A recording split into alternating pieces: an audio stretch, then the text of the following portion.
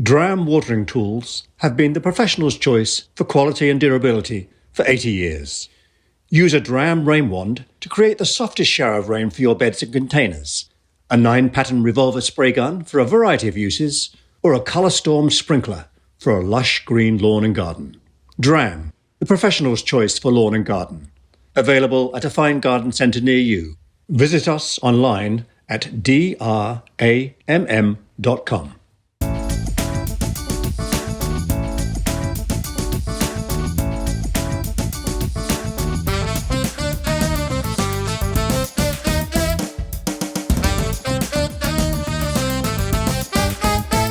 Hello and welcome to another episode of Let's Argue About Plants, the podcast for people who love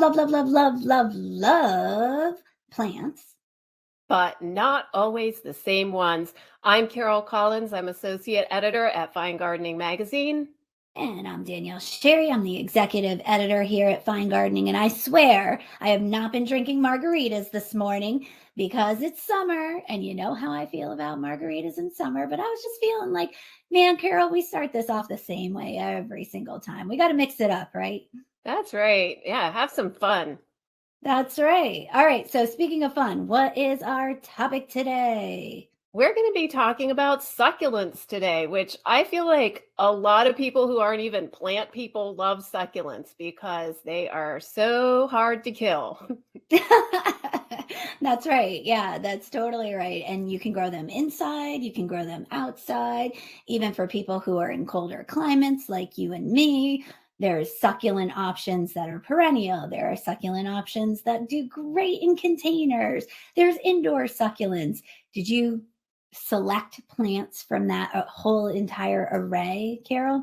Yes, I have indoor plants that spend the summer outdoors, and I have a couple of perennial succulents that are very, very, very, very hardy. So nice. Yeah, I got a mix. Nice.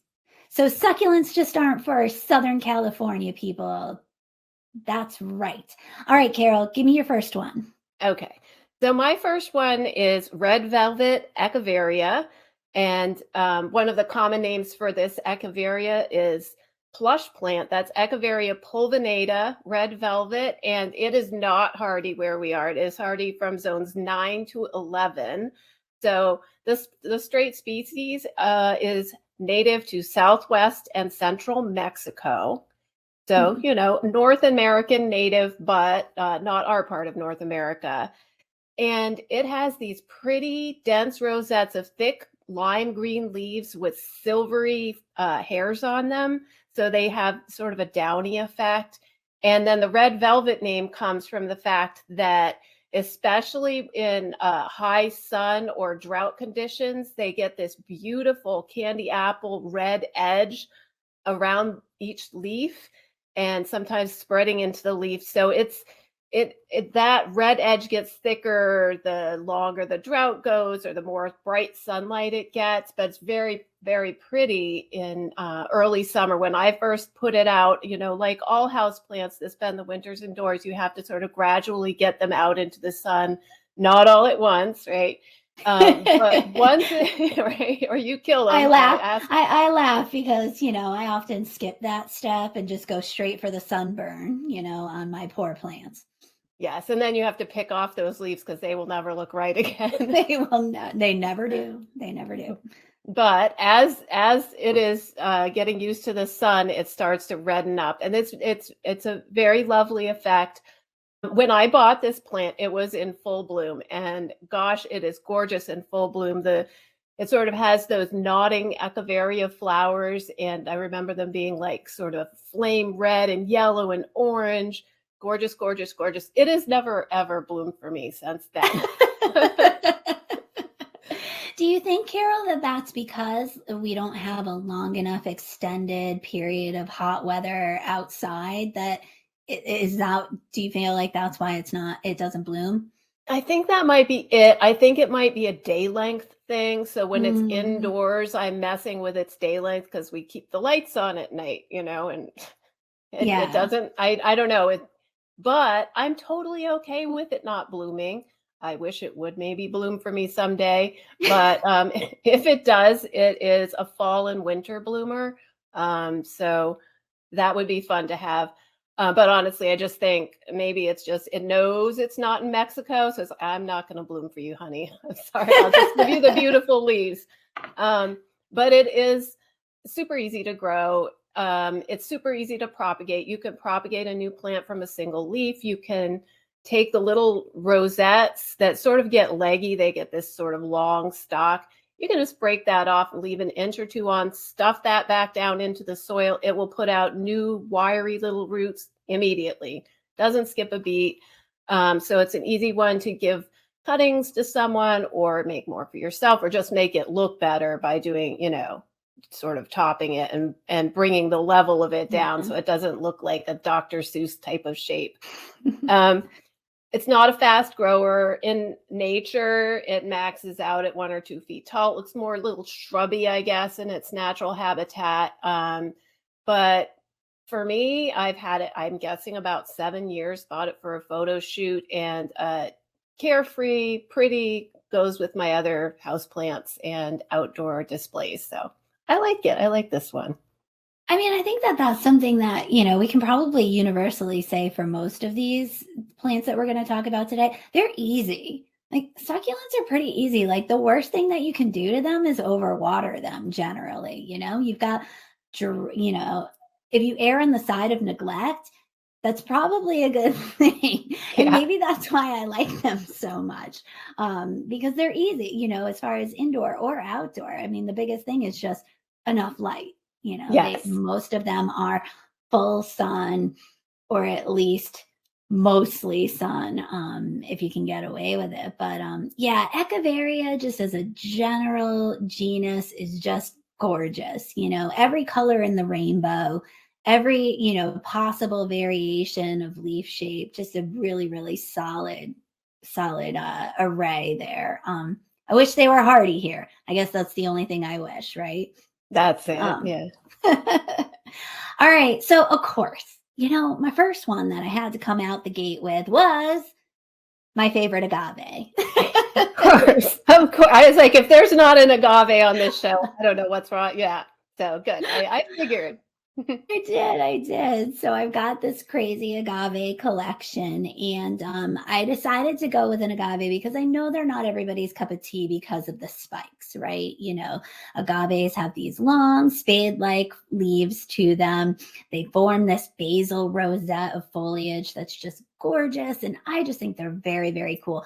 But I understand that they're not everybody's cup of tea. I mean, a lot of them end up looking like, from the prehistoric era. They're covered in absolute teeth up and down. You try to move them, they bite you. So I instead went with a foxtail agave.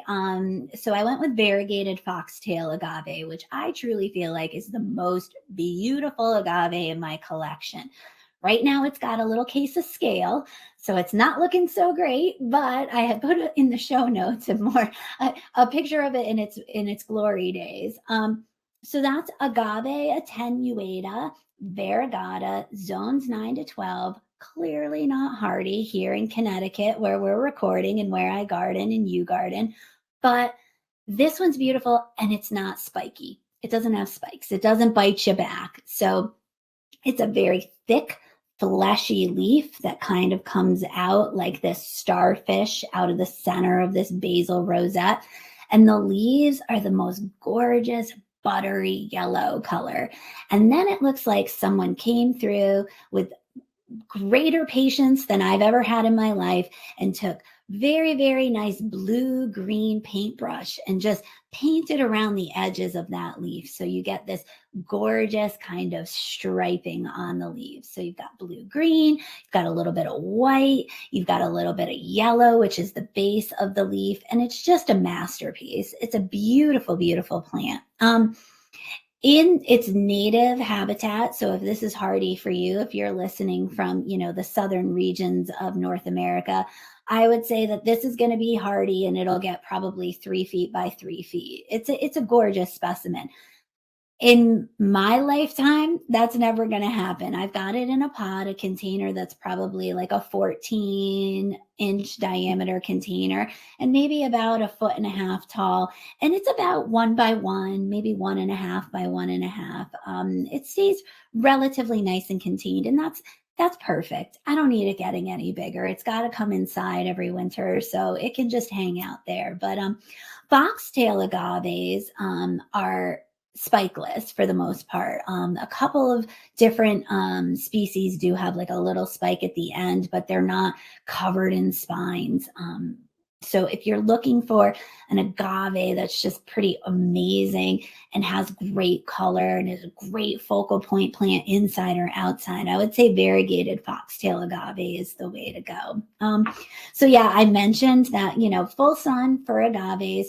Don't just throw them outside after they've lived inside all year round, especially with an agave, because they don't produce tons of leaves every single year. So if you burn it, like I have a tendency to do, you're going to have an ugly agave for a couple of years. So I would recommend shade cloth is usually what I end up doing. I shove them all outside all at once, but then I cover them with shade cloth for at least the first week or so that they're outside. And that allows light through, but it doesn't allow them to get completely burned off.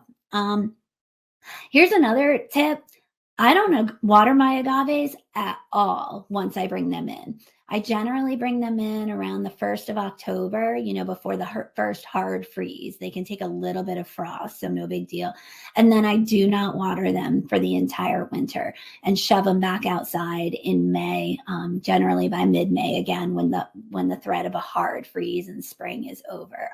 And they do just fine. They kind of just sit there freeze dried. I might get a little dieback here and there. I just take it and trim it off and we're good to go. But yeah, I would say variegated foxtail agave is the jewel of my collection. And right now I'm just dealing with a little scale issue that I think it got from a fig plant I had inside. Darn fig plant. But generally agaves are pretty disease free. Right now I'm just keeping my fingers crossed that this one doesn't succumb to its scale issue. Carol, do you have any agaves?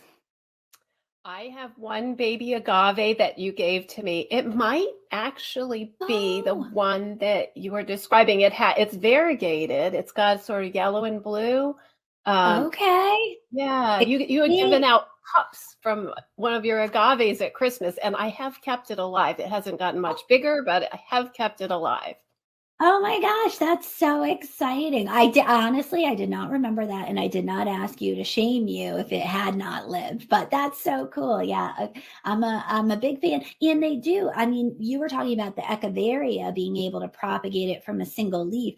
Agaves pop out, which means you've got the mother plant, and then usually every year it shoves up, depending on the variety, some are rarer than others, it will shove up a little kind of baby plant that just shows up on the side, and it's really easy to just rip that off and pot it back up again. So all right, I'm gonna guess that your next plant is not that agave pup though. It's not, because I don't know the name of him, but he's just Danielle's baby agave. There we go, cultivar Danielle. That's it. So my next one looks a teeny bit like an agave, but it's an aloe. It is called Christmas Carol.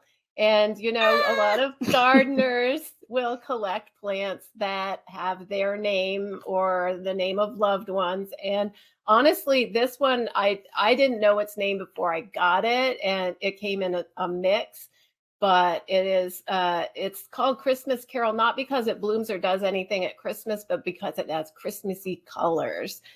So for most of us, this is a house plant. It is hardy from zones 9 to 11, but it is small. It's a dwarf aloe, so it's not like those big rangy things like grandma had in the kitchen that she'd like break off a leaf and rub it on you if you got a burn or like bee sting or something. This is a nice little one. It stays about 8 to 12 inches tall and wide, and mine is even smaller than that. But like I said, it has these Christmassy colors. So the base rosette is greenish blue, and then it's got these red spikes that go around the edge of each leaf, and then little red dots, like spiky things that are in the center of the leaf. It's really cool looking, yes. And it gets even redder when you bring it outside in the summer. And so like sort of the whole leaf is more reddish for me when I put it in full sun, and especially when it goes without water for a while. So I water this one once a week during the winter, and that is fine.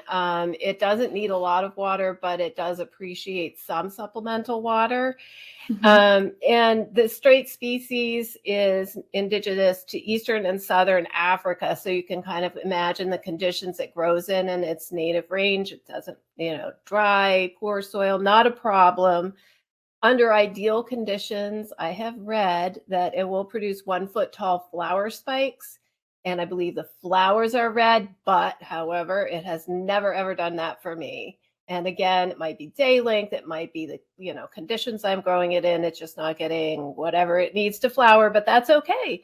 It is super pretty. It's got that sort of star-shaped pattern. Like if you look at it from above, it looks like starfish legs coming out. And I keep it in a mixed pot with other succulents, and it gives me nice contrast with the texture and the colors. So I don't know. It's a fun little plant. I've had it for quite some time. Unkillable as far as I can I can tell. And a tip for growing these succulents that I have found is that they like a nice terracotta pot. I think that helps keep the soil a little more dry. If you have it in plastic, it may be holding too much water in. And then for sort of a mulch, I use chick grit. That's what I use. Yeah. Yes. And I use that non-soluble, like granite chips. They do sell chick grit that is oyster shells or, things that will dissolve in water. And I don't want to mess with that. I don't want to change the pH. But yeah, a little chick grit on the top of the soil keeps the top of the soil dry. It looks cool. It looks kind of like you got a little bit of the desert there in your pot. So that's my growing tip for all of these would work if they were in a container with this treatment. Yeah, absolutely. That's so funny. Yes, chick grit, and it's inexpensive. You get it at the feed store. It's like $4.99 for a pretty large bag that'll go pretty far across the top of your pot. So yeah, it is. It gives you a little bit of the Southwest on your patio, which is really cool. Well, ironically, I'm going to do an aloe too. I'm switching it up. I'm going to do an aloe. I was going to do something else, but I'll piggyback on. And this was the first plant. We pick these topics so far in advance, and then when they are upon you, you go, why did we pick that? And I'm thinking succulents. All right, yeah, I'll do an agave, but spiral aloe, which is aloe polyphylla, and it's zones 9 to 12. And this is, when you see this succulent, you remember it forever. I mean, it is the coolest looking plant. As far as an aloe is concerned, it has very small spade-like leaves. It doesn't have those long starfish-like tentacles that you were just describing with Christmas Carol. It's a shorter, spikier, triangular-shaped spade leaf to it, but it's arranged in a spiral. And so, from the outside, it kind of looks like it forms this kind of, typical rosette. But then you look down upon this aloe, and it is the cool, Fibonacci sequence spiral that you're looking down on. And it is so, so cool. I've seen this. It's zones 8B to 11. So it pushes a little bit colder than, some of the other succulents that I've got on the list, and that agave that I just talked about. And I actually saw this north of San Francisco in a garden, and that's the picture that you'll see in the show notes on our website. And it was the most beautiful specimen. It was kind of growing on this really, really oppressive hot hill. It was the garden of Mary and Roger Greenberg, which, Carol, I know that you worked with them on an article as well. And they have a lot of incorporated succulents in their garden. It's a very dry garden. It doesn't get a lot of supplemental water. It's a hillside. It's hot baking sun, very lean soil that's kind of gravelly. And this Spiro aloe just pulled you in off the path to look at it, because on a hill, it was kind of, you could see it from a distance. You didn't have to be hovering over the top of it to see its kind of swirliness going on, and just beautiful. Now it's got the leaves are kind of a bluey green, and then all around the outside you've got these really like beautiful small like yellow spike. Sometimes people say, oh, it's got a little purple to the yellow spike, but it's right on the tips, and sometimes along the sides of the leaves you get a little bit of that yellowing spiking. Rarely flowers. Apparently, even for those who who don't grow it as a house plant, like you or I would, Carol, even in a environment where it's getting everything that it needs, it rarely flowers. Even in its native Southern Africa, I guess it does not flower all that often. If it does, on the rare occasion, it's going to do what aloes do, that spike that's almost yucca-like with tiny little kind of tubular flowers that are orangey red. Obviously, it's deer resistant because it's covered in spikes. But it still has that property of that if you break it off, it does have, that little aloe vera gel. It's definitely not the one that you would want to grow, though, if you're somebody who gets frequent sunburns. This is more of an ornamental than a medicinal plant, if you will.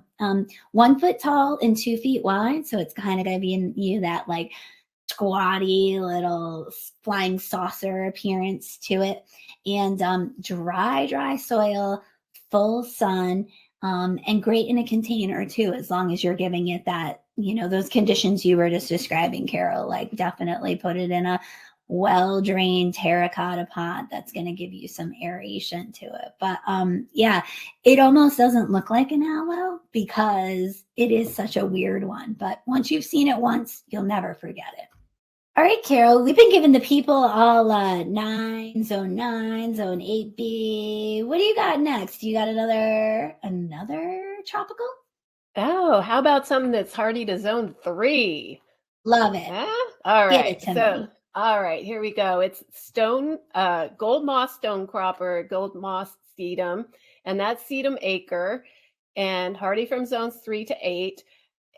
This is a teensy one. It gets only about 3 inches tall, but it spreads out to make a mat that can be 2 feet wide or more. And over time, I think it self-seeds a little. I think it spreads by rhizomes. So the longer you have it, the bigger that mat will spread. If you want to hurry it along, you can just sort of grab a chunk of it and move it over to wherever you want it to be, and it will happily just root right in and keep on going and make a new patch that's a couple feet wide in a couple years.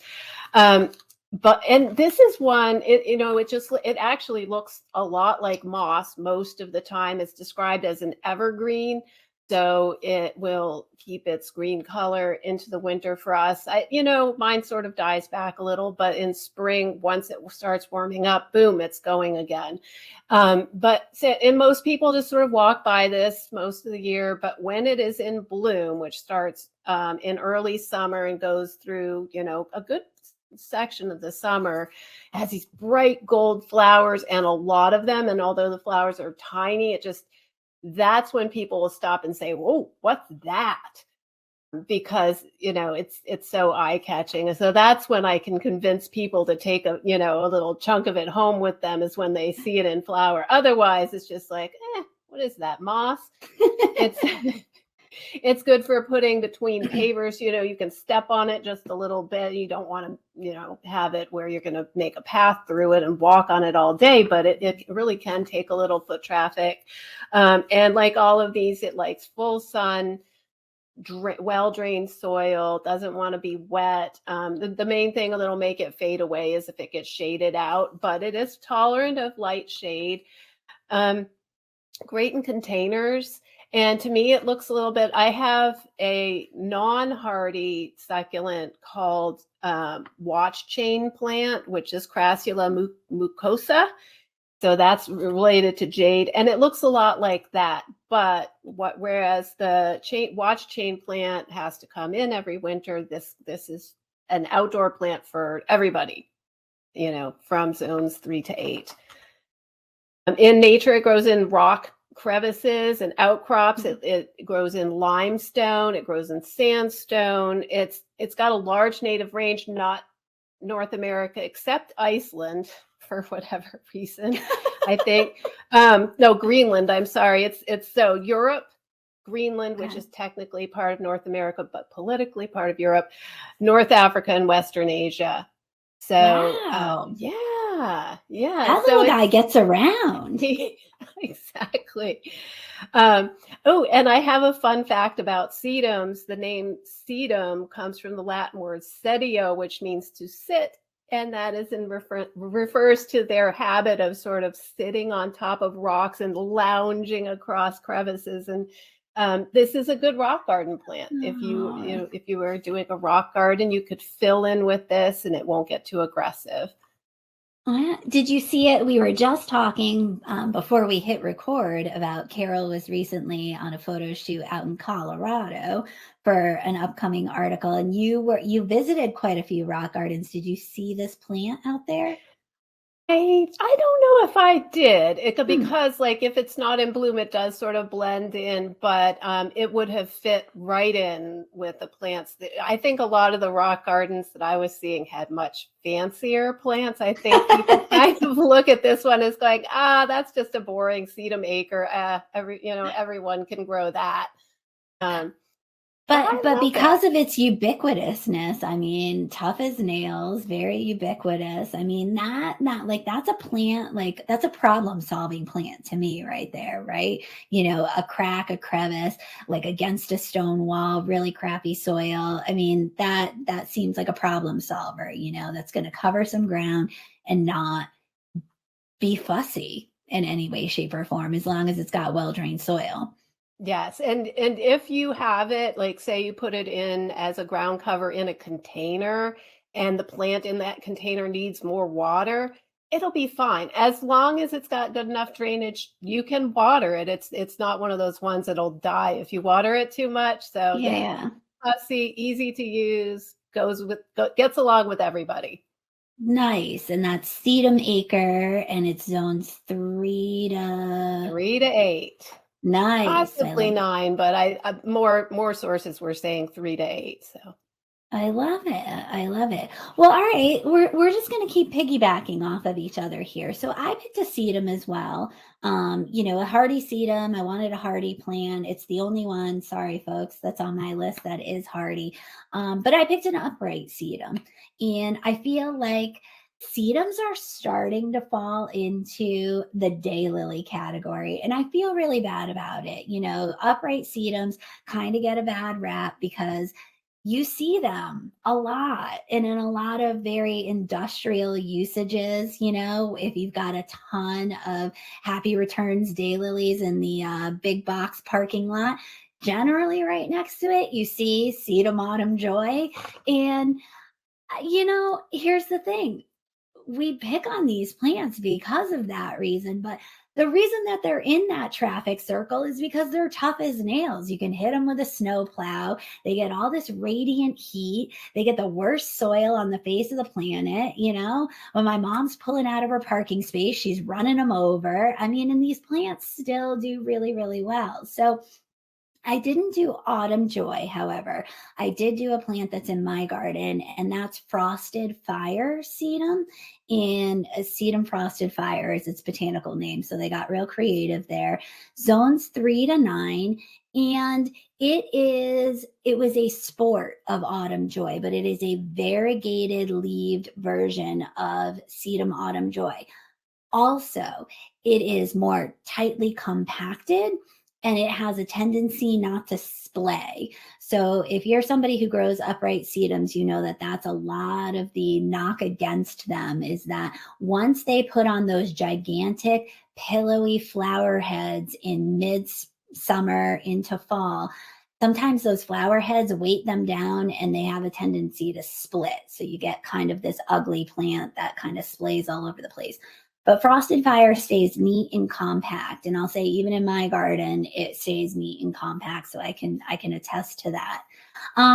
So it's got glaucous blue type of leaves to it that are a little bit scalloped along the edge. We're talking about a perennial that's about 12 to 18 inches tall and wide. So it's a nice size. And those leaves that are glaucous blue have splashes. All right, Carol. Admittedly, my last one is also a tropical / house plant, but I feel like you said you have another hardy option. I do. And it is actually another one of the tall sedums. So nice. I feel like this one's going to be familiar to a lot of people. It's Matrona sedum. That's Hylotelephium telephium, Matrona. And I don't know, they went to Hylotelephium. Is it still, sometimes they go and they come back and it's, anyway, but sedum. Yeah, let's just go with sedum. And so the cultivar Matrona that was selected in Germany from, I think the straight species is European or Eastern Asia or Western Asia. This is a nice medium size, 24 to 30 inches tall and wide maximum, and it stays pretty compact. It likes full sun, well-drained soil, like all of them. And this cultivar is known for being durable and particularly long-lived, which I can attest to. I did this from a cutting from the old test garden. So this has to be at least 8 or 9 years ago, where I just took some little side branches off from the Matrona plant that was in our fine gardening test garden at our old location. I put them into some potting soil. They rooted and they have been wonderful, problem-free ever since. I've moved them a few times. That they're fine with that, right? I love the color of this one. It has these gorgeous reddish purple stems. The leaves are sort of bluey, silvery green, but they have purplish edges. When it starts making the flower buds, they're a little bit reddish. And again, that's very similar flower period to the one that you were describing before the break, that they, start making the flower buds in late summer and toward the end of summer, they burst into bloom. And I like the contrast between those dark stems and then the sort of the pale reddish lavender flower that then dries out and is like this gorgeous chocolate brown little star-shaped seed capsules. And those will hold well into the winter. And yes, I think the birds also eat this. I have never caught the birds in the act, but you sort of see the mess they make. Especially when the snow gets up to the neck of the flower, and they'll be picking at it, and you'll find all the little bits and pieces that they've left behind.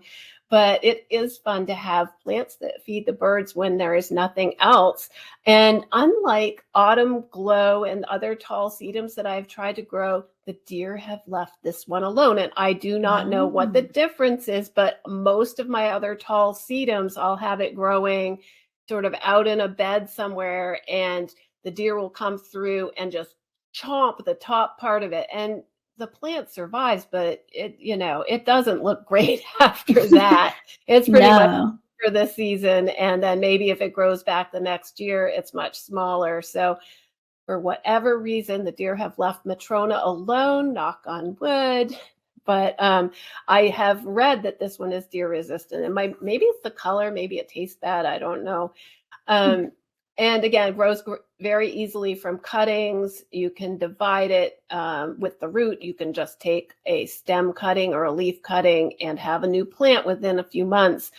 I have also tried Maestro, which is a sport of Matrona, and I had them in the same bed. And Maestro was never I feel like he was intimidated by Matrona, and he never got very big, so I moved him into his own place, and when I found out that he's the child and not the spouse, like, this is an offspring, like, oh, he needed his own place. It was mama was dominating too much. But He even needed it. yeah. Maestro looks very similar, is supposed to get as big, but for me has never been as big or as vigorous as Matrona. So I would say Matrona is the pick between the two of them for me.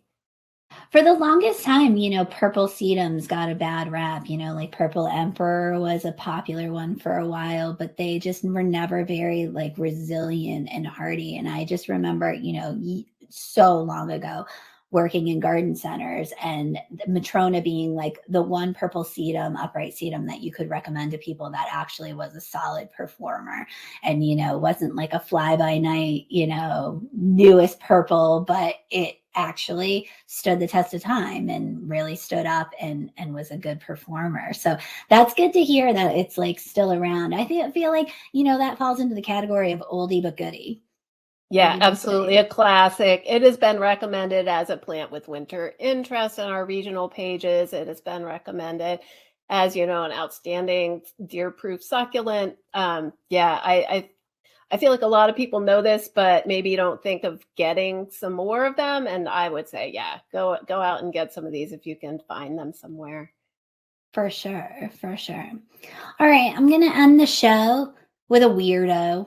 I just wanted to do a weirdo plant. I love weirdos. I feel like I was having this conversation with a friend recently, and it's like, I like weirdo people. I like weirdo like colors. I like weirdo plants. I really do. I mean, a lovable weirdo is great. And this is a plant that I first came across as a containerized plant in the garden of Dennis Schrader and Bill Smith out in Long Island.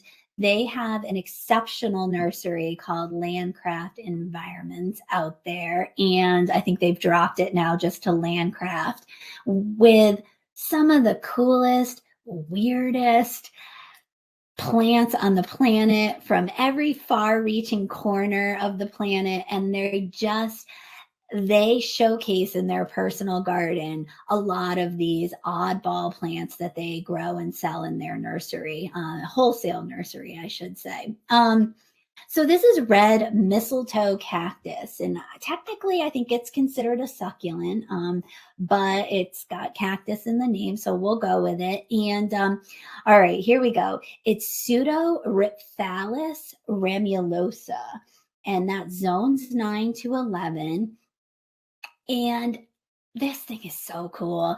So it was in an urn, and this is the photo that you'll see in the show notes. And it was in a combination with a lot of other succulents, both hardy and not hardy. There was actually sedum angelina in there. I believe there was an upright sedum in there.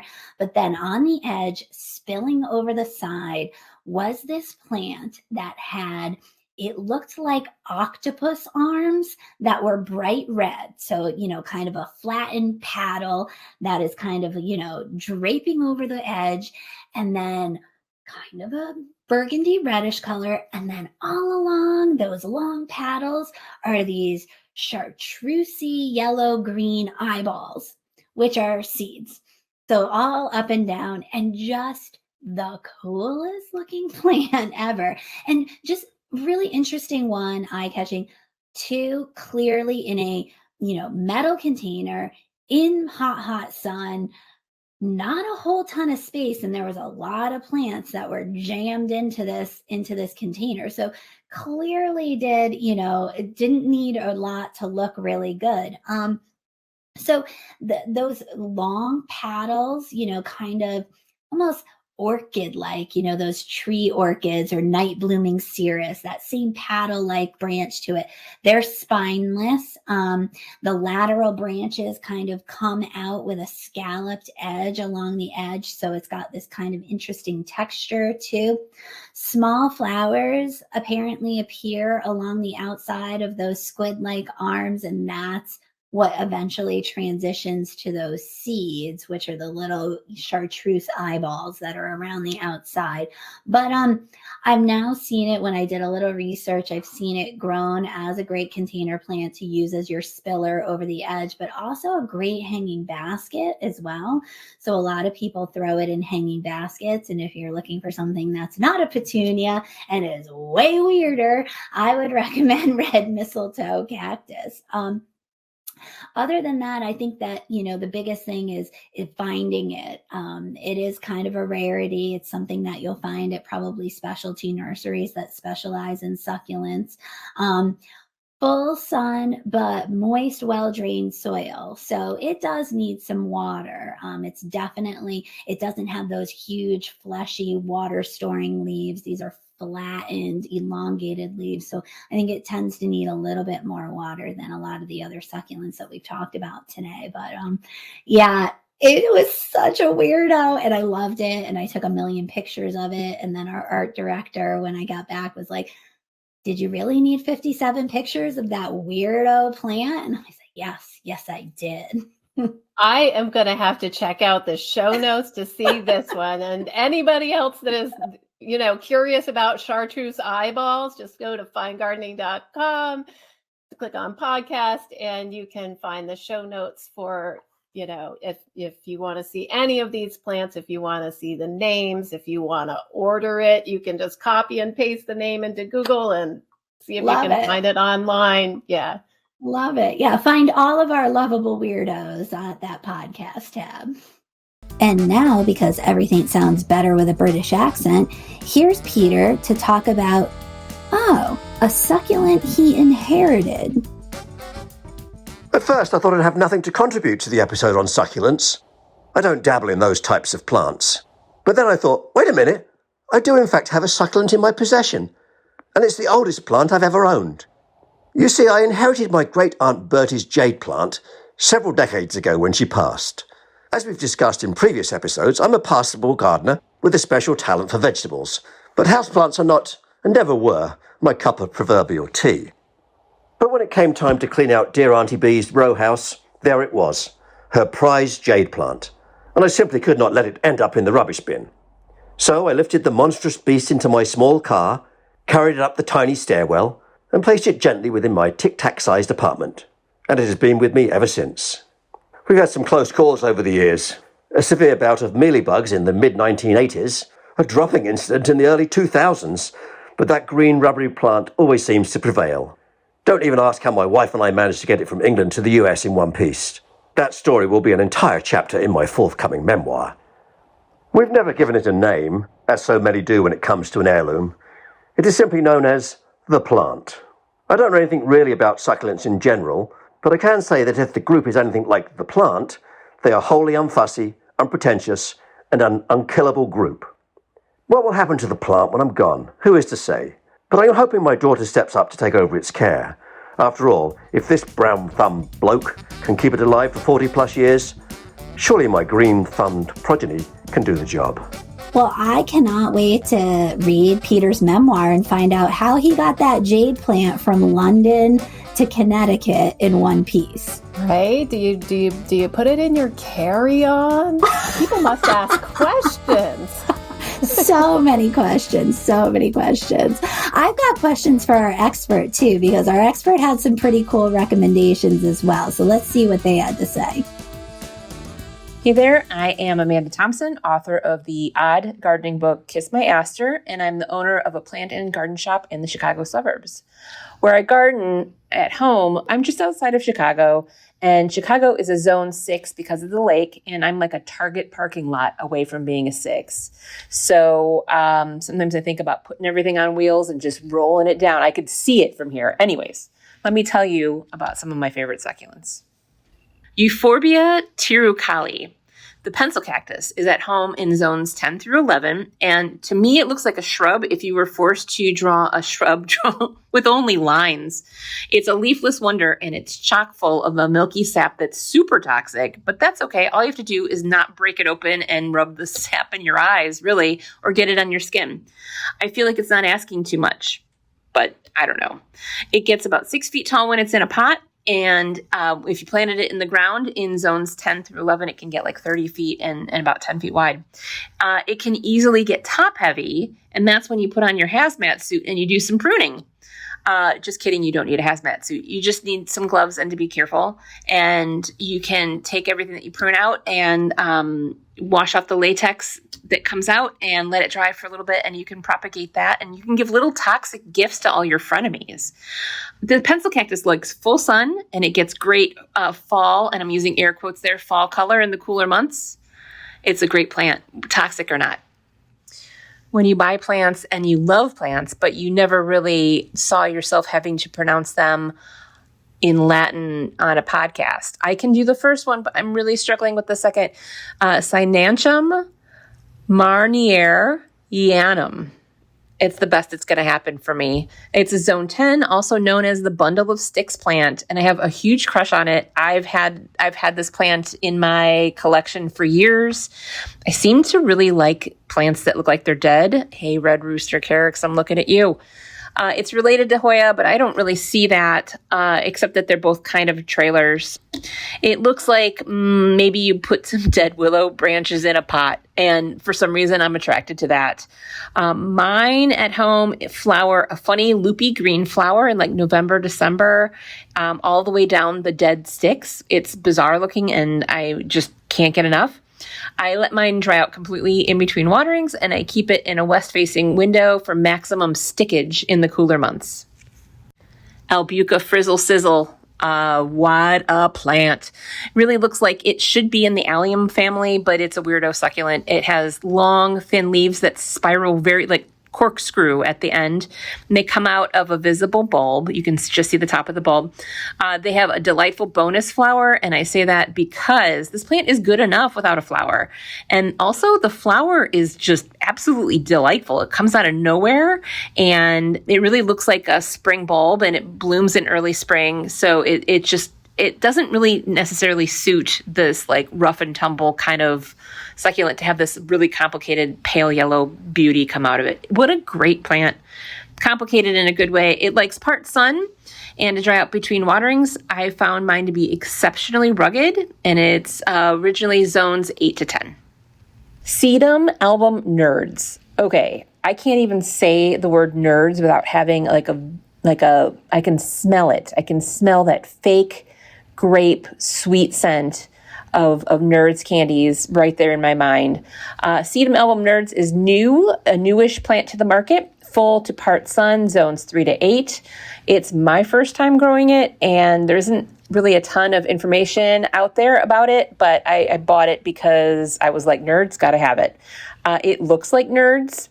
I was moved by nostalgia and the phantom scent to get out there and buy this thing. It stays real short, and it turns shades of pink throughout the late summer and fall. And it has really low water needs like all sedums. And I'm looking forward into pressing it into a flagstone wall where I will have nerds forever. Well, Carol, I would say that that's a successful episode. We gave some hardy options, we gave some non-hardy options, house plants, crevice plants, rock garden plants. I mean, we covered it all. We certainly did. And some weirdos. Yes! Some lovable weirdos. Let's hear it for the weirdos.